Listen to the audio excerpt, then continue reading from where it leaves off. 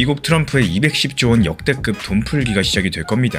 리플 XRP랑 비트코인을 다시 한번 사상 최고가로 밀어올릴 역대급 시나리오 파헤쳐보도록 할게요. 한번 상상해보세요. 새벽에 갑자기 미국이 이란을 공격했다. 뉴스 속보가 터졌습니다. 중동에서 전쟁이 시작됐다는 소식에 전세계 금융시장이 얼어붙었죠. 국제유가 순식간에 $100 돌파했고 인플레이션, 물가가 더 상승할 거라는 공포가 퍼졌습니다. 주식은 급락했고요. 이렇게 전쟁이 우리 경제랑 투자 심리를 단숨에 얼어붙게 만들어버렸죠. 근데 여기서 중요한 건요. 이렇게 전쟁은 우리 경제랑 투자 심리를 단숨에 얼어붙게 만들었죠. 근데 여기서 중요한 건요. 바로 이 무시무시한 전쟁이 리플과 비트코인의 초대형 상승의 방어쇠가 될 수 있다는 주장이 나옵니다. 이 전쟁이 벌어졌는데 비트코인이 폭등한다고요? 언뜻 들어보면 앞뒤가 안 맞는 이야기 같겠지만 지금은 불안감과 공포감이 가득한데 어떻게 이런 상황에서 과연 암호화폐 시장이 상승할 수가 있을까요? 이게 과연 가능하긴 한 건지 사실 많은 분들께서 놓치고 있는 핵심적인 단서가 하나 있습니다. 그리고 그 단서를 알고 계시면요. 이 말도 안 되는 이야기가 조금씩 현실성 있게 들리기 시작을 할 겁니다. 그 단서가 뭔지 함께 살펴보도록 할게요. 여기에서의 키포인트는 다름이 아니라 유가 상승폭이 예상보다 작았다는 점입니다. 이 트럼프 측에서 직접 이렇게 말을 했죠. 이게 왜 중요할까요?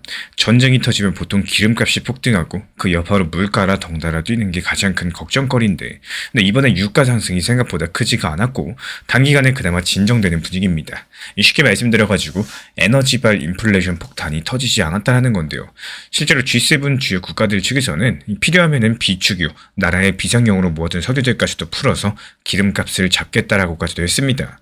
이 전 세계가 기름값을 안정시키기 위해서 총 출동한 셈인 건데 여기서 유가만 진정되면은 더 이상 물가가 상승할 걱정은 한시름 놓을 수가 있겠습니다. 그리고 바로 여기에 지금 비트코인한테 유리한 거대한 변화가 숨어 있는데요. 유가가 안정되고 인플레이션, 즉 물가 상승 압력이 사라지면요. 이 미국의 중앙은행 연준은 이제 마음 놓고 금리 인하를 검토할 수 있게 됩니다. 금리 인하가 뭐냐? 쉽게 말씀드려서 은행 이자율을 낮춰가지고 시중에 돈이 더 잘 돌게 만들겠죠. 전쟁 때문에 움츠러들었던 돈줄을 다시 풀 수 있는 명분이 생긴다는 거고 연준이 금리를 내리면은 시장에는 다시 한번 막대한 자금들, 이 소위 말해 유동성이 공급이 될 겁니다. 한마디로 전쟁이 종료되고 유가가 안정되고 또 금리가 인하되면서 돈이 다시 풀리는 그리고 나서 비트코인 상승하는 이런 흐름들이 가능해진다는 뜻인데요. 이런 시나리오가 정말로 현실에서 일어날 수 있을까? 과거 사례를 한번 떠올려 보겠습니다. 사실 이런 일 자체가 역사적으로도 몇 번 있었어요. 많은 분들께서 비트코인은 디지털 금이라서 전쟁 같은 위기 때 안전자산 역할을 할 거다라고 생각을 하시는데 실제로는 조금 다르게 움직였습니다. 일례로서 2022년 2월 러시아가 우크라이나 침공했을 당시 전쟁 발발 소식에 전해지면서 비트코인 가격이 11% 가까이 급락했었죠. 그 당시에 금값은 온스당 $5,000 넘게 뛰었었는데 이 정작 비트코인은 안전자산이라기보다는 주식처럼 폭락을 같이 했던 겁니다. 근데 여기서 놀라운 건 그 다음이에요. 이 전쟁 공포가 정점이었던 그 시기를 지나고 나니까 불과 한 달 만에 비트코인이 완전히 V자 반등에 성공했어요. $34,000까지 떨어졌던 게 한 달 후에 $44,000 이상으로 되돌아갔었고 이유가 뭘까요? 러시아에 대한 금융 제재로 은행 송금이 어렵게 되면서 이 사람들이 국경을 넘나들 수 있고 또 정부 간섭을 덜 받는 비트코인에 눈을 돌리기 시작을 한 겁니다. 일종의 대체 결제 수단이죠. 그리고 가치 저장 수단으로서 관심을 받고 있었다라는 거. 그러니까 전쟁 초기에는 가치 폭락한 건 맞아요. 근데 막상 위기가 풀릴 때쯤 되니까 비트코인이 가장 빠르게 상승하고 올라왔던 역사적인 사례가 된 거죠. 이번 미국 이란 사태에서도 이 처음 며칠 동안 비트코인이 하락하고 또 지지부진했던 건 맞겠지만요. 이제 그 상황이 바뀌려고 하고 있습니다. 이 트럼프 측에서도 생각보다 전쟁이 빨리 끝날 수 있다는 언급도 남겼었고 시장을 짓눌렀었던 이 불확실성의 먹구름이 조금씩 걷히고 있기 때문에 역사적인 패턴대로라면은 이렇게 전쟁 같은 큰 위험 요소가 사라지는 순간 이 그동안 움츠러들었던 이런 시장 자금들이 한꺼번에 복귀하겠죠. 그러면은 리플, 비트코인 같은 자산들이 폭발적으로 상승할 가능성이 있겠습니다. 지금 그 전환점에 우리가 서 있을지도 모르겠어요. 이 점을 뒷받침해주는 상당히 재밌는 증거가 있습니다. 겉으로 봤을 때 시장이 공포로 난리가 났던 바로 그 순간 보이지 않는 곳에서 거대한 자금들이 조용히 움직이고 있었다라는 거고 어디서 그런 움직임이 포착됐냐? 바로 비트코인의 온체인 데이터입니다. 온체인 데이터 같은 경우는 블록체인상의 거래 기록을 분석을 한 건데요. 이 데이터를 보시면 상당히 놀라운 사실들이 드러납니다. 전쟁 발발 직후에 비트코인이 폭락했을 때 비트코인 고래들, 그러니까 1,000개 이상씩 비트를 가진 엄청난 큰손 투자자들이요. 이 하락장을 오히려 매수 기회로 삼았었다라는 거. 얼마나 매수했냐? 한 달 정도 되는 기간에 무려 98,000개의 비트코인에 달하는 어마어마한 물량을 쓸어 담았습니다. 가격으로 따지면 수조 원대 규모의 비트코인을 공포에 던지는 사람들로부터 받아낸 건데 이때 미국 월가 기관들도 가만히 있지 않았어요. 블랙록 같은 대형 금융사의 비트코인 현물 ETF로 3월 초에 며칠 사이에 수억 달러가 넘는 돈이 밀려 들어왔고요. 쉽게 말씀드려가지고 똑똑한 큰손들은 저렴하게 살 수 있는 이런 기회를 놓치지 않고 잔뜩 담은 겁니다. 근데 다음이 더 흥미로워요. 그렇게 저점에서 많이 매수했던 고래들이 비트코인 가격 다시 상승했을 때 어떻게 했을까요? 지난 3월 5일경 비트코인 가격이 순식간에 74,000달러까지 상승했는데요. 이때 고래들이 기다렸다는 듯이 대량으로 매도를 했습니다. 이 분석업체 센티멘트 측에 따르면은 고래들이 이번 반등 국면에서 이전에 모아둔 물량의 그러니까 3분의 2를 시장에 털어냈다라고 해요. 실제로 비트를 거래소로 보내는 고래 입금 비율이 한때 64%까지도 상승했었는데요. 이게 10년 내 최고치였다고 합니다. 이게 무슨 뜻이냐? 거래소로 들어온 비트 중에 거의 3분의 2가 고래들이 매도한 물량이었다라는 거고, 반면에 개미들, 즉 아주 소액을 들고 있던 개인들은 오히려 가격 상승하니까 뒤늦게 불안해서 따라 들어오는 이런 패턴들을 보여줬습니다. 이 비트가 7만 달러 다시 돌파하면서 더 상승하기 전에 사자, 이러면서 소액 투자자들이 매수에 가담을 했다라는 거. 공교롭게도 그 시점에 고래들은 자기 물량을 매도해가지고 이득을 실현해버린 거죠. 결과적으로 어떻게 됐을까요? 이 비트 가격이 다시 6만 7천 달러 선으로 떨어졌고요. 늦게 매수한 개미들은 물려버렸습니다. 그리고 막대한 현금을 챙긴 고래들은 유유히 빠져나갔죠. 그리고 여기에 한 가지 변수가 더 있습니다. 바로 미국 정부의 돈풀기 정책이에요. 이 전쟁에서 이란을 제압한 트럼프 측에서 이제 곧 국내 경제 살리기에 집중하려고 들 가능성이 높고, 마침 올해 11월 미국 중간선거가 있기 때문에 트럼프 행정부 차원에서는 이미 작년 7월에 초대형 감세 법안을 통과시켜둔 상황이죠. 이름도 깁니다. 원빅 뷰티풀 빌 법이라고 하는 OBBBA 법인데요. 쉽게 말씀드리자면 2017년 했던 감세를 영구적으로 연장하고 여기에 추가로 세금 환급을 대폭 늘려준다는 그런 법입니다. 이 법에 따라 가지고 2026년 봄, 그러니까 이제 곧 미국 국민들에게 돌려줄 세금 환급액 규모가 사상 최대치가 될 전망인데요. 이 숫자를 한번 들어보시면 감이 오실 거예요. 주요 금융사 분석에 따르면은 무려 1,600억 달러, 우리 돈으로 210조 원에 달하는 세금이 내년 초까지 국민들에게 환급된다고 보시면 됩니다. 이 납세자 1인당 평균적으로 4,000달러 이상의 돈을 돌려받게 된다는 계산이 나오는데, 미국에서 한 사람당 4,000달러면요.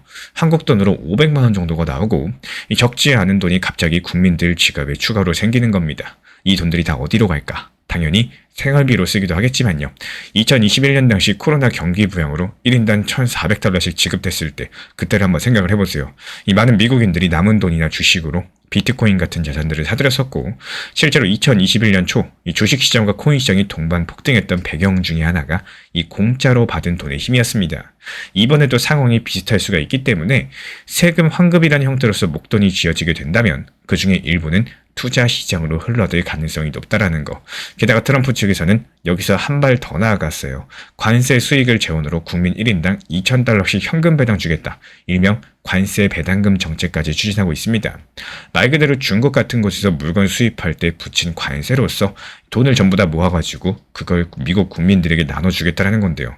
솔직히 이건 아직까지 의회 승인도 필요하고 또 실현될지는 미지수겠지만 재원 마련이 부족하다는 반대도 많아서 확정된 건 아닙니다. 하지만 만약에 이것까지도 현실화된다. 이 미국 소비자들에게 추가로 막대한 현금이 지급이 되는 셈이겠죠. 이 정리되자면 전쟁은 전쟁대로 빨리 끝나고 또 기름값 잡힐 조짐이 보이고 있는데, 미국 정부 차원에서는 또 정부대로 올해 봄부터 국민들한테 거액의 현금을 풀 준비를 하고 있다는 거예요. 이 시장에 풀릴 돈의 규모가 어마어마해지는 상황입니다. 결국에 이 돈들은 어디로 갈 수 있을까요?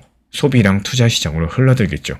특히나 전쟁 리스크까지도 사라지고 또 시장 분위기까지도 안정된다. 그럼 넘치는 유동성의 상당 부분이 주식, 비트코인 같은 자산으로 몰려들 가능성이 높겠습니다. 자, 그렇다면 미국 연준의 움직임은 어떨까요? 앞서 잠깐 언급드렸지만 연준은 이미 1월 달에 금리 인상 멈추고 관망 모드에 들어갔습니다. 근데 다가오는 5월 달이면은 연준 의장이 제롬 파월에서 케빈 워시로 교체될 예정이죠. 이 트럼프 쪽에서도 파월 후임으로 워시를 지명해 놓은 상황인데, 이 케빈 워시라는 인물도 이번 이야기에서 키포인트를 주고 있습니다. 왜냐하면 통화 정책에 있어가지고 돈을 마구 풀진 않지만 금리는 낮추자는 이런 철학을 가진 사람이기 때문에 중앙은행이 돈을 마구 푸는 걸 양적 완화라고 하는데, 이걸 안 좋아하는 다소 매파적인 신중한 성향입니다. 그러니까 단기적으로 시장의 유동성 공급을 조절해서 너무 과열되지 않게 잡을 가능성이 있다는 거고, 이 점만 보면은 비트코인 리플에 그다지 우호적이지 않아 보일 수 있어요. 실제로 워시 지명 소식에 암호화폐 시장이 살짝 긴장하면서 하락하기도 했습니다. 근데 또 그 속을 들여다보면요, 이야기가 조금 달라진다는 거. 이 사람이 비트코인의 본질적인 가치에 대해서는 상당히 긍정적인 시각을 가지고 있거든요.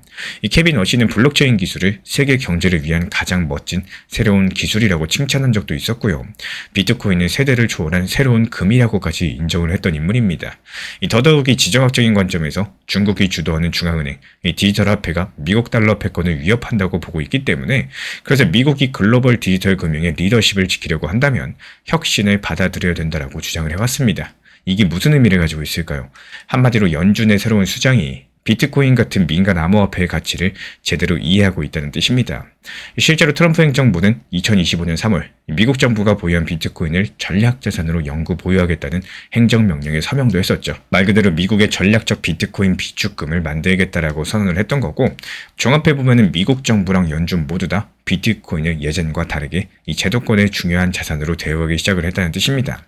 단기적으로 통화 정책을 어떻게 운영하느냐랑 별개로 또 중장기적으로 봤을 때 비트코인을 전략적 자산으로 인정하는 흐름들이 잡히고 있다는 거. 이쯤 되면 전반적인 그림이 그려지실 겁니다.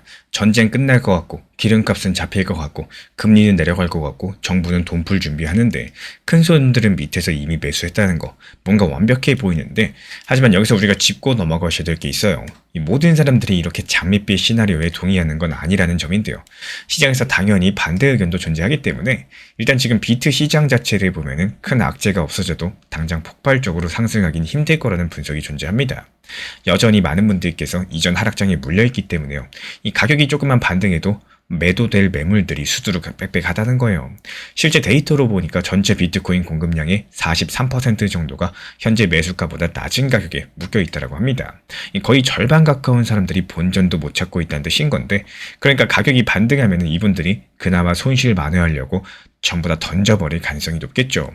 이번에 74,000달러 선에서 상승이 막힌 것도 역시 두터운 매물벽 때문이었다고 해석이 됩니다. 게다가 전쟁 끝나고 유가가 조금 안정된다고 할지라도 물가 상승률, 인플레 자체가 아직까지 연준 목표치보다 높다는 점도 문제로서 지적이 돼요.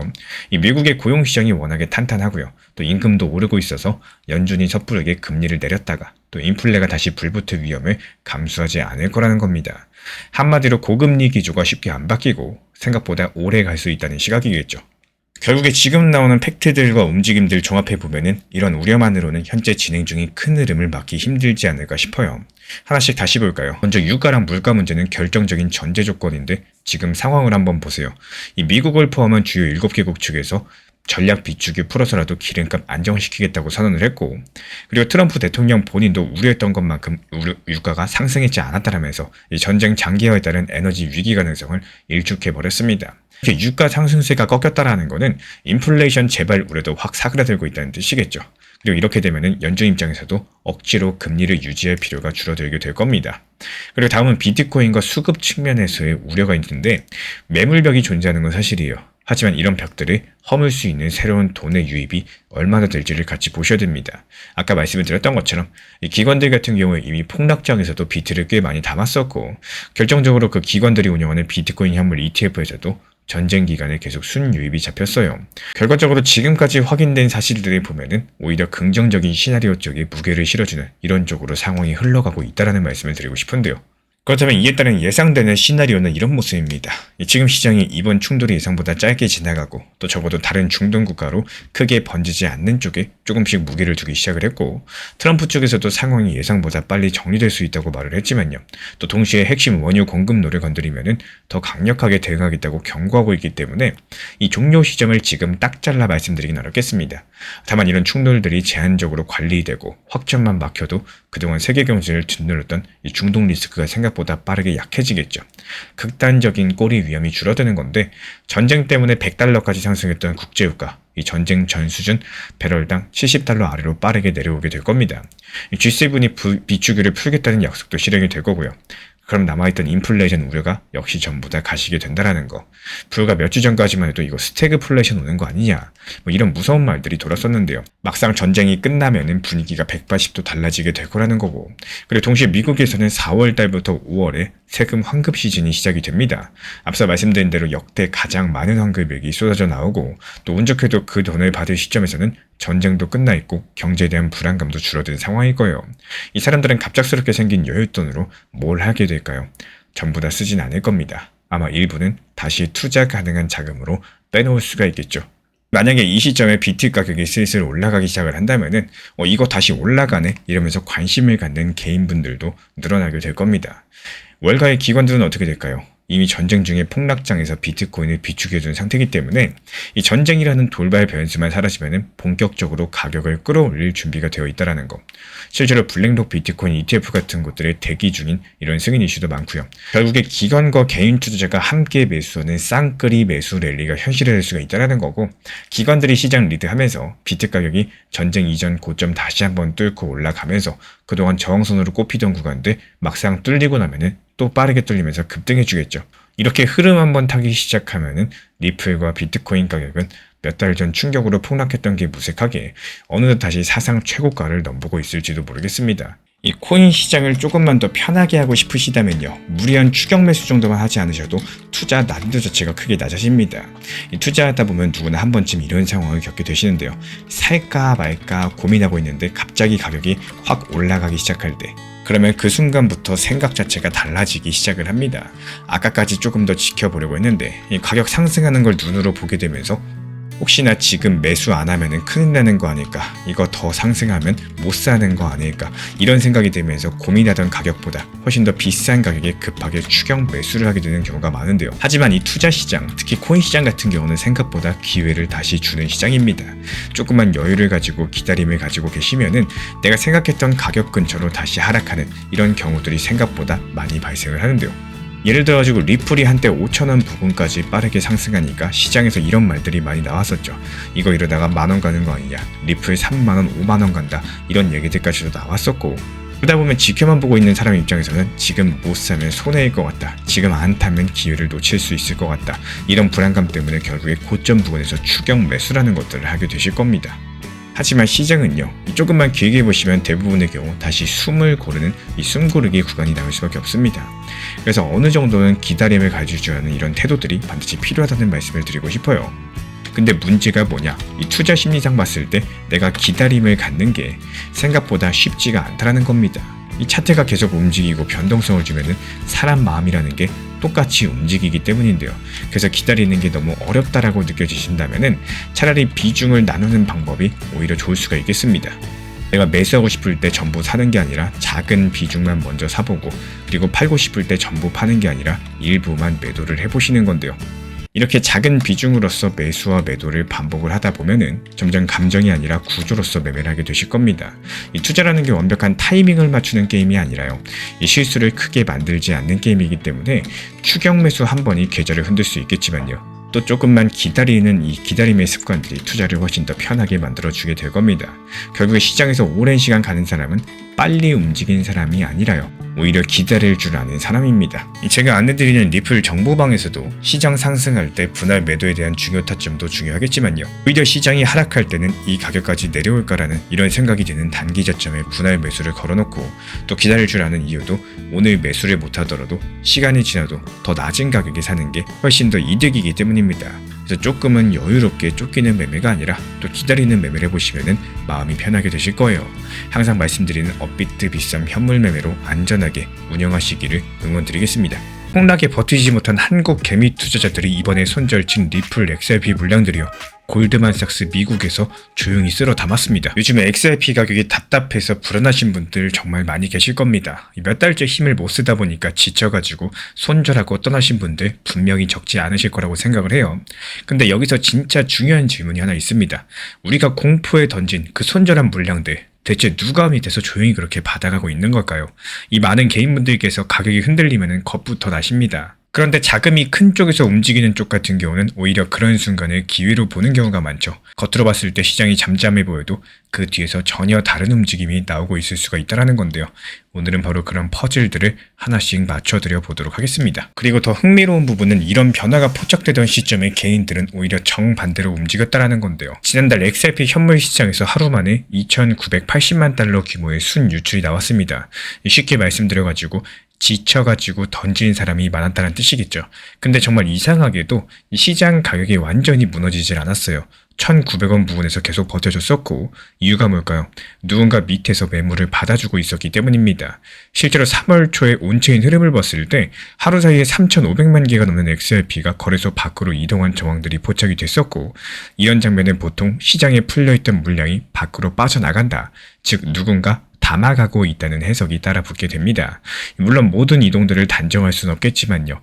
적어도 개인이 던지는 동안 다른 쪽에서는 조용히 흡수하고 있었을 가능성은 충분히 보여지고 있다는 거겠죠. 결국 지금의 1,900원 구간은 개인의 투매 그리고 큰손의 흡수가 맞붙는 이런 자리다, 이렇게 볼 수가 있겠습니다. 그리고 바로 여기서 중요한 이벤트가 하나 등장을 합니다. 이 방금 전 미국 시장의 커브 XRP Enhanced Income ETF가 상장이 됐는데요. 이름이 조금 어렵지만 뜻은 단순합니다. 그냥 가격만 따라가는 ETF가 아니라 XRP 기반으로 옵션 전략까지도 더해서 이 수익 흐름까지도 노리는 상품이라는 건데요.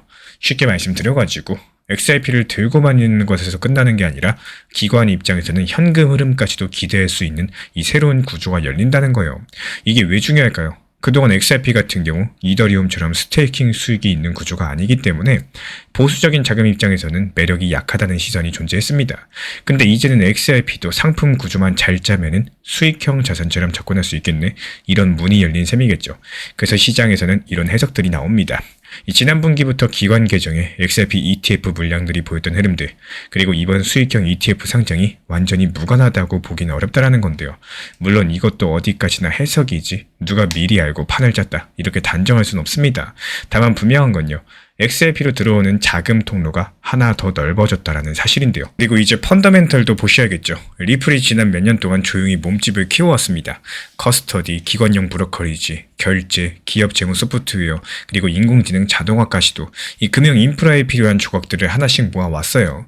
이름은 조금 복잡하지만 핵심은 간단합니다. 리플이 단순한 코인 회사에 머무는 게 아니라 실제 돈이 움직이는 금융 시스템 안으로 들어가려고 준비 중에 있다는 건데요. 브래드 갈링하우스 CEO 측에서도 2026년을 리플의 결정적인 해처럼 표현을 해주면서 인공지능과 결제 그리고 기업 재무관리의 결합 가능성에 대해서 여러 차례 언급을 했습니다. 이걸 너무 앞서가지고 내일부터 전 세계 기업들이 XRP로 자동 정산한다? 이렇게 보면 당연히 과장이겠죠. 적어도 리플 XRP가 그리고 있는 방향성만큼은 분명히 보입니다. 이 국제송금과 기업 자금 관리를 더 빠르고 효율적으로 바꾸는 쪽으로 퍼즐을 맞추고 있다는 점이겠죠. 그리고 이런 그림들이 조금씩 현실화될수록 XRP의 쓰임새에 대한 시장 평가도 달라질 수가 있겠죠. 지금 시장에서 많은 기술적인 분석가들이 보는 핵심 차트 구간은 딱 두 군데입니다. 아래로는 1,900원 보시면 되고요. 위로는 2,500원 라인입니다. 길게 보면 XRP가 오랜 기간 동안 큰 W 패턴, 즉 이중 바닥 비슷한 구조를 만들어 왔다는 해석이 나와요. 그래서 시장이 보는 질문도 딱 한 가지입니다. 과연 1,900원 지키면서 2,500원을 돌파가 가능할까? 만약에 2,500원을 강력하게 넘는다면 시장 기대감은 상당히 빠르게 커질 수가 있겠죠. 여기서 일부 분석가들은 그 위의 구간을 2,800원, 그리고 더 나아가서 4,000원까지도 보는 시각도 있습니다. 하지만 이건 어디까지나 차트 해석에서 나온 참고선이지 이 보장된 미래는 아니에요. XRP 5달러, 10달러, 그리고 XRP 18달러까지도 이런 숫자들도 시장에서 전망치로 나오고 있지만요. 이런 숫자는 여러 가지 조건들이 동시에 맞아떨어져야지 급등이 가능한 이야기입니다. 그러니까 지금 당장 중요한 거, 이 목표가에 흥분하시는 게 아니라 실제로 현재 제도 변화랑 그리고 시장 자금 유입들, 이런 실제 수요를 보셔야 되기 때문에 저희 채널 차원에서 모니터링하면서 또 다음 영상에서도 지속적으로 브리핑 도움 드리도록 하겠습니다. 그렇다면 이렇게 끝날 수는 없겠죠. 이 반대 의견도 보셔야 됩니다. 기관이 샀다는 말이 곧바로 기관이 상승을 확신했다, 이 뜻은 아니겠죠. 특히나 시타들이나 제이스트리트 같은 곳, 여기서는 원래 시장 조성자 역할이 큰 회사들이기 때문에 이 물량 보유하는 것 자체만으로 방향성 베팅이다, 이렇게 단정하기는 어렵겠습니다. 그리고 기간 계정에 잡힌 XRP 익스포저가 전체 시가총액 대비했을 때 상당히 압도적인 수준은 아니라는 지적도 존재하고 있는데요. 이런 부분들이 차분하게 보셔야 돼요.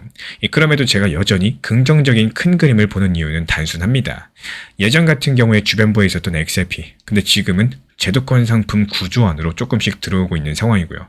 이 개인이 던지는 구간에서도 가격이 완전하게 무너지지 않으면서 또 누군가가 받아가는 흔적이 보이고 리플도 역시 이 금융 인프라 쪽으로 계속해서 몸집을 키워나가고 있기 때문이겠습니다. 즉 차트량 수급 그리고 펀더멘털까지도 이 3박자가 동시에 완전히 꺾인 모습은 아니다라는 말씀을 드리는 거예요. 그래서 저는 단기간에 10배 같은 극단적인 시나리오보다는 조건이 확인이 될 때마다 한 단계씩 올라가는 이 계단식 흐름 패턴에 더 무게를 두고 있습니다. 새로운 ETF가 자금 유입 통로가 되어주고 또 규제 명확화 이슈가 붙으면서 리플의 실제 사용 확장이 조금씩 증명이 되어준다면은 XRP는 오랜 부진을 끝내고 구조적인 전환 구간에 들어설 가능성이 높겠죠. 다만 이런 상승들이 단숨에 폭발하는 방식이 아니라요. 하나씩 검증되면서 올라가는 이런 형태의 가능성이 더 높아 보입니다. 정리드리자면요. 지금 시장의 핵심은 이겁니다. 개미들이 지쳐서 던질 때 다른 한쪽에서는 XRP를 제도권 자산으로 편입하고자 하는 움직임이 조금씩 보이고 있다는 거.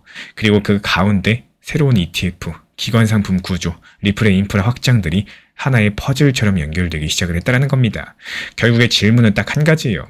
이런 흐름들이 진짜 구조적인 전환의 시작일까요? 아니면 아직까지는 기대만 앞선 초입 구간일까요? 다음 영상에서 앞으로 꼭 보셔야 될 신호 그리고 변수들까지도 더 구체적으로 짚어드려 보도록 하겠습니다. 구독자분들께서는요, 이 상승을 기대하시기보다도 하락에 대한 준비를 미리 해두시면은 투자 심리 자체가 훨씬 더 편해지시게 될 겁니다. 이 많은 분들께서 시장 바라보실 때 항상 이런 생각을 먼저 하시죠. 이거 얼마까지 상승할까? 이번에 크게 가는 거 아닐까? 이 정도면은 이제 상승 시작 아닐까? 물론 투자에서 상승을 기대하는 마음들은 자연스러운 일입니다. 하지만 문제가 뭐냐? 이런 기대감이 너무나도 커지면은 시장이 조금만 하락해도 기본적인 실망감이랑 스트레스가 같이 따라올 수밖에 없다라는 점인데요. 그래서 이런 암호화폐 시장을 조금 더 편하게 바라보실 수 있는 방법 중에 하나가 상승을 기대하시는 것보다는 하락에 대한 준비를 먼저 해두는 게 오히려 마음이 편합니다. 예를 들어 볼까요? 이 리플을 보고 있으시면은 리플이 얼마까지 올라갈까 계속 생각하시기보다도 만약에 리플 XRP가 이 지지선 라인까지 내려왔을 때 나는 과연 어떻게 대응을 해야 될까? 그리고 이 구간까지 하락하면은 나는 추가 매수를 해야 될까? 이 가격까지 조정이 오면은 비중을 어떻게 조절을 해야 될까? 이렇게 하락에 대한 기준을 미리미리 정해 두시면요. 정말 신기하게도 실제로 시장에 뜻밖의 하락이 찾아왔을 때 여기서 내가 당황하시기보다는 이제 내가 준비했던 구간이 오는구나. 슬슬 매수 준비해야겠다. 이렇게 오히려 조급함을 내려놓을 수가 있다는 겁니다. 그래서 오히려 하락장이 스트레스가 아니겠죠. 기다리고 있었던 구간들처럼 박앤세일 구간이 될 수가 있다는 거고, 또 반대로 상승만 기대하고 있다가 하락장이 찾아오면은 또 그 순간부터는 모든 게 스트레스로 변하실 수밖에 없어요. 하지만 하락을 대비하고 있는 사람에게는 하락장이 오면은 이제 내 시간이구나 이런 생각들이 들기 시작을 합니다. 그리고 그렇게 준비가 된 상태에서 다시 상승장이 찾아오면요. 이 심리적으로 봤을 때 훨씬 더 긍정적인 흐름들이 만들어질 수밖에 없다라는 거. 이 투자라는 게 결국에 시장 방향성에 대해서 완벽하게 맞추는 게임이 아니라 어떤 상황이 와도 내가 흔들리지 않도록 준비하는 게임이다. 이렇게 말씀을 드리고 싶어요. 그래서 상승을 기대하는 투자자보다는 하락을 준비하는 투자자가 오히려 시장을 훨씬 더 편하게 버틸 수가 있다라는 거. 결국 투자에서 중요한 점은 이 시장이 어떻게 움직이느냐가 아니라 내가 어떤 마음으로 시장을 준비하고 있느냐겠죠. 리플이라는 회사의 가치가 갑자기 500억 달러까지 폭등을 했고 무려 1조 2천억을 들여서 자사주를 매입했다는 소식이 전해졌습니다. 최근에 리플이 보여준 기이한 행보에 대해서 투자의 대가 워런 버핏의 격언이 떠오르고 있는데요. 기업이 자사주를 대규모로 사들일 때는 경영진이 그 주식의 내재 가치보다도 가격이 훨씬 더 저렴하다고 확신을 하거나 다가올 거대한 이벤트를 위해서 내부를 청소하고 있다는 뜻이다. 리플 경영진은요, 지금 상장 IPO를 위해서 치밀하게 내부 지분을 정리하고 있습니다. 그 증거가 바로 2025년 11월 시타델을 비롯한 월가 큰손들이요, 리플에 5억 달러 베팅하면서 걸어둔 소름 돋는 타이머 조항인데요. 3에서 4년 안에 나스닥에 상장하지 않을 시에 연 10% 정도의 이자를 줘서 7억 5천만 달러를 토해내라. 리플의 뼈를 깎는 자사주 매입은요, 결국에 1조 원이 넘는 빚더미를 피하기 위해서 정해진 시간 안에 무조건 상장을 밀어붙이겠다는 강력한 의지의 표명입니다. 심지어 한 달 사이 7억 달러치의 XRP가 고래들의 지갑으로 조용히 빨려 들어간 상황이죠. 그리고 이 명백한 팩트들이 가리키는 향후 가장 확률 높은 딱 하나의 시나리오는 명확합니다. 올해 4월달 클래리티 법안 통과로 완벽한 합법 코인이 되는 순간 예보너스 같은 우회 상장 펀드의 막대한 자금들이 리플 XRP를 시장에서 진공 청소기처럼 쓸어담고요. 또 여기서 상승한 기업 가치를 바탕으로 리플이 나스닥에 화려하게 상장하는 거대한 XRP 폭등 사이클인데요. 그렇다면 이렇게 치밀하게 설계된 1조 원짜리 상장 타이머가 작동을 할 때 우리는 도대체 언제 또 어느 가격대에서 엑시트 전략을 세우셔야지 가장 큰 수익을 낼 수가 있을까요? 갑자기 이런 소식이 들려오니까 또 불안한 마음이 드는 분들도 계실 겁니다. 아니 리플이 현금도 많은데 왜 굳이 자기 주식을 사들이냐? 그냥 남는 돈으로 한 거냐? 이런 식으로 생각하시는 분들도 계실 텐데 언뜻 봤을 때 비상장 기업이 오래된 직원이나 초창기 투자자 지분을 사줘서 현금화시켜주는 이렇게 흔한 절차처럼 보일 수도 있겠습니다. 하지만 그 이면 속내를 들여다보시면요. 이 대부분 사람들이 놓치고 있는 중요한 단서들이 숨어 있었다라는 거. 리플 경영진은 왜 하필 지금 이 시점에서 이렇게 엄청난 결정을 내렸을까? 그리고 월가의 큰손들은 어떻게 리플에 거액의 투자를 하면서 또 동시에 이렇게 복잡한 조건까지도 달고 있을까요?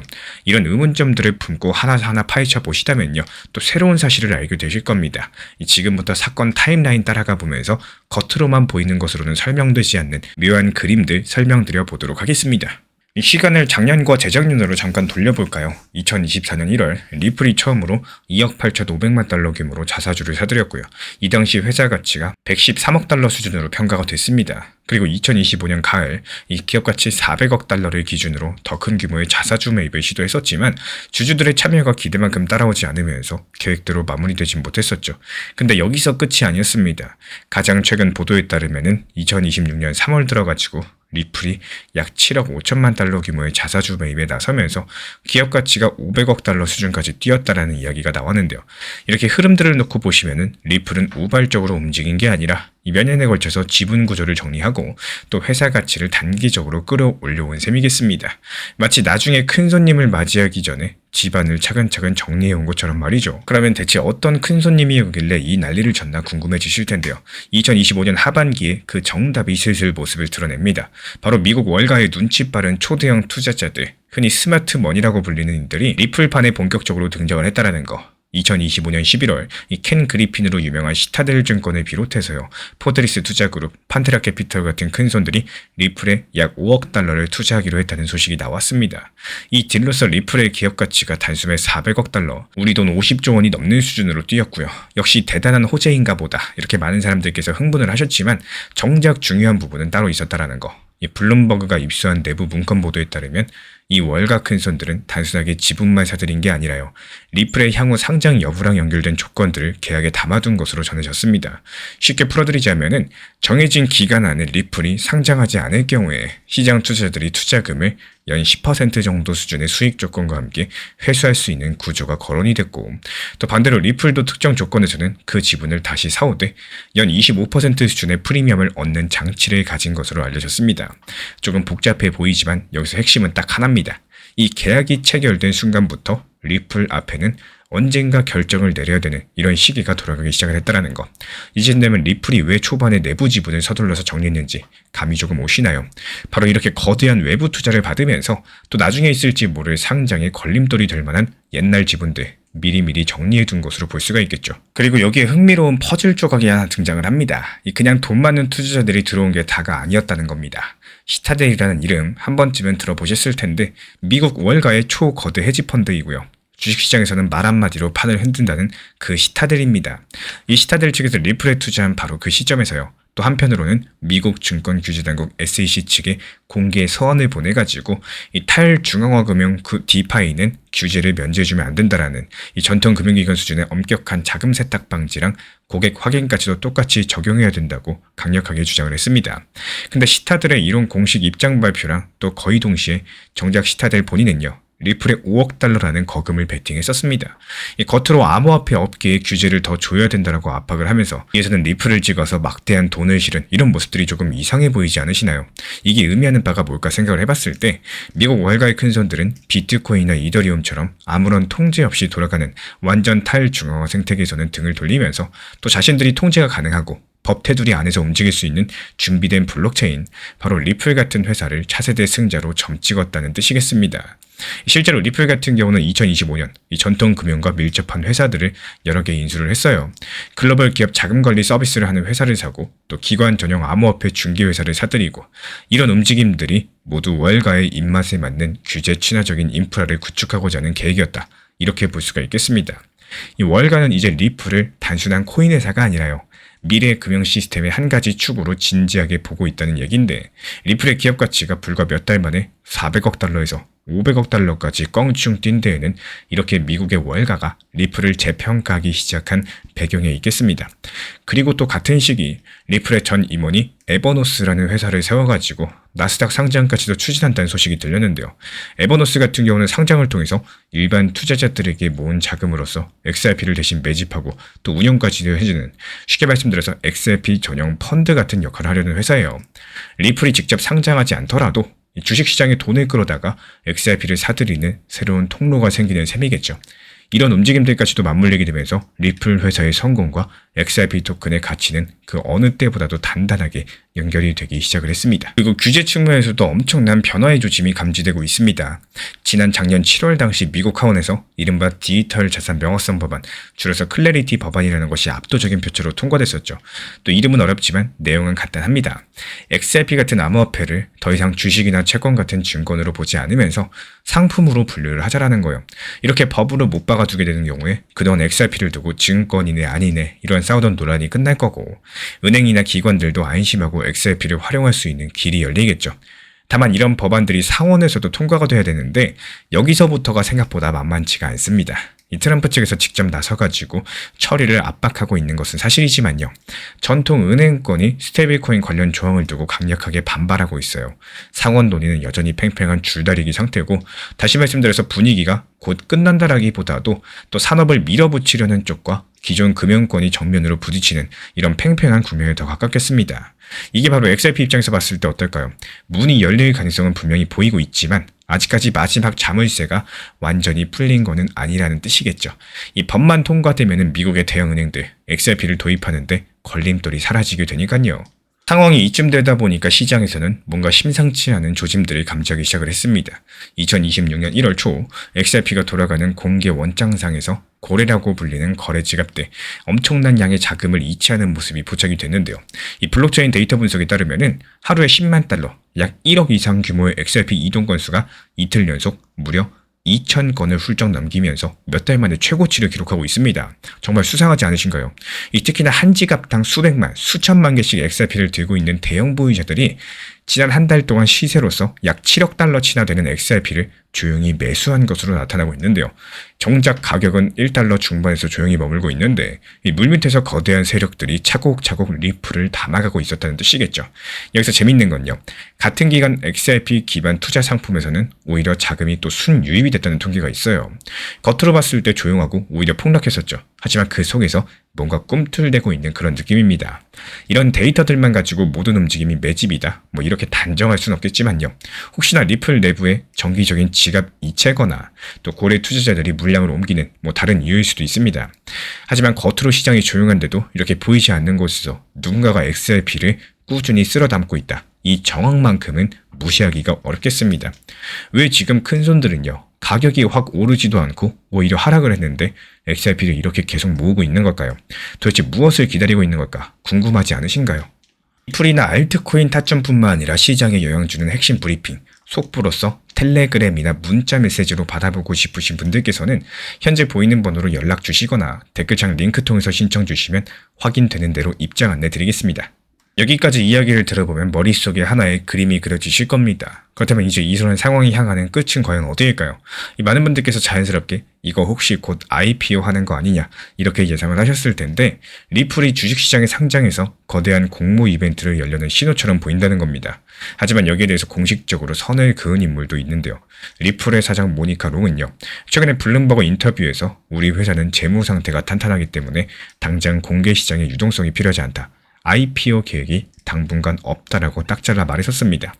한마디로 우리는 돈도 충분히 많은데 굳이 IPO 상장할 필요가 없다라는 취지였어요. 이런 발언들을 근거로 역시 자사주 매입은 IPO 준비랑 상관이 없고 그냥 오래된 투자자들 이거 투자금 회수 도와준 평범한 절차일 뿐이다. 이렇게 보는 시각도 있습니다. 그리고 또 어떤 분들께서는 시타델의 5억 달러 투자도 자세히 봤을 때 아주 안전하게 설계된 거래였기 때문에 저 사람들이 리플 생태계를 끝까지 믿고 간다는 뜻은 아니다라고 지적하기도 해요. 실제로 시타델과 다른 투자자들은요, 언제든 손해 없이 빠져나갈 수 있는 권리를 확보해 놨다 보니까 꼭 리플 편만 들지는 않을 거라는 말입니다. 그래서 지금 우리가 괜히 흥분해서 연결짓고 있는 이런 모든 움직임들, 정작 아무 일도 아닌 이런 것들로 끝낼 수도 있다는 반론도 존재하고 있는 것은 맞습니다. 하지만 이런 반론에 반론을 더해보겠습니다. 과연 정말 그런 건지. 저는 행동이 말보다 더 정직하다는 말을 믿는데요. 이 겉으로 안 그런다, 아니다 이렇게 말을 할 수 있어도 리플이 지금까지 보여준 행보는 상장을 앞둔 기업들이 밟는 전형적인 수순과 상당히 닮아 있었다는 사실. 먼저 여러 차례에 걸친 대규모 자사주 매입으로 회사 지분 구성이 아주 깔끔해졌고요.